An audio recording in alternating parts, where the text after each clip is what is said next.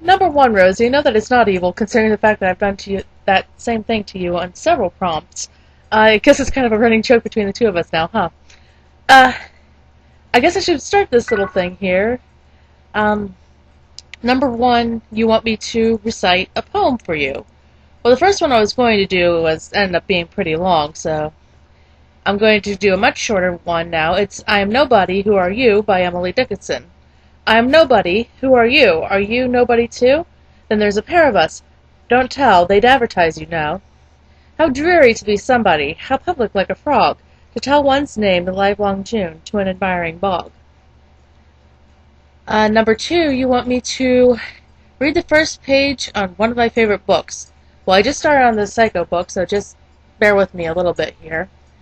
Um, I'm also going to add that this is on my Kindle app, so it's not really a page, but it's the page, quote unquote, that Kindle would give me. Norman Bates heard the noise, and a shock went through him. It sounded as though somebody was tapping on the window pane. He looked up hastily, half prepared to rise, and the book slid from his hands to his ample lap.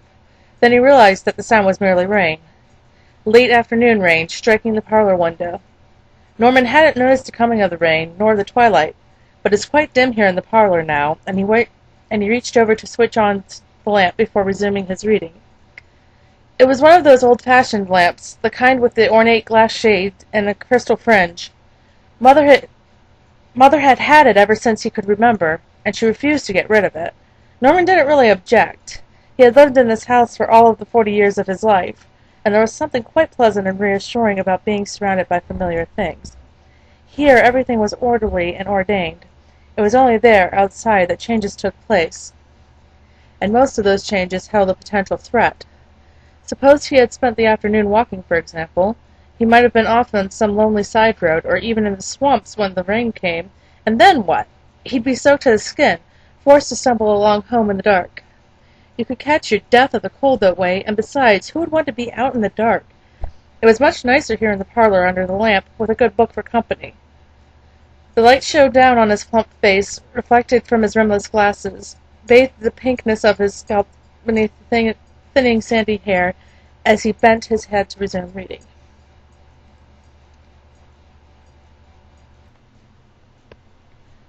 All right, number five, you want me to...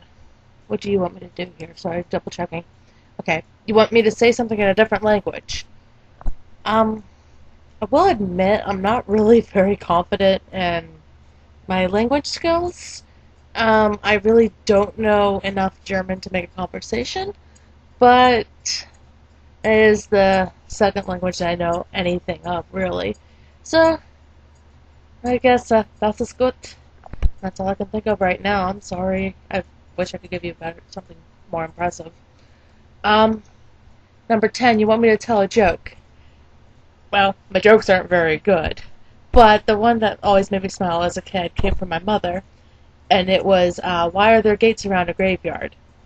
Because people are just dying to get in. Um, Number 14, my favorite word.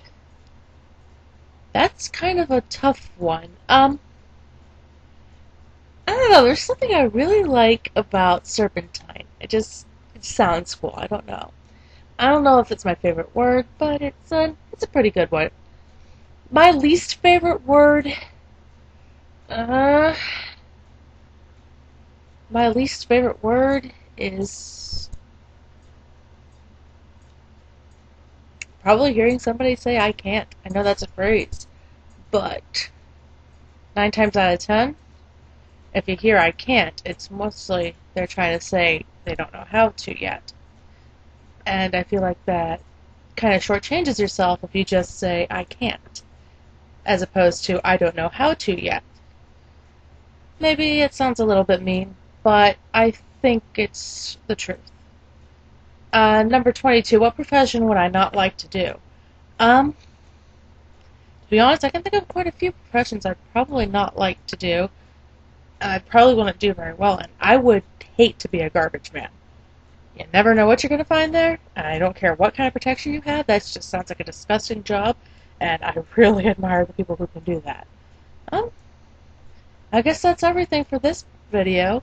I mean, thank you for your questions, and I hope I provided some form of enjoyable thing here. And I'm sorry if it's not that great because really I'm kind of doing a one-shot recording here. Um, so I'm kind of a little shaky, and I apologize for that. Alright, well, in any case, Rosie, I guess I'll see you on Skype or on Tumblr here, and you know where to find me.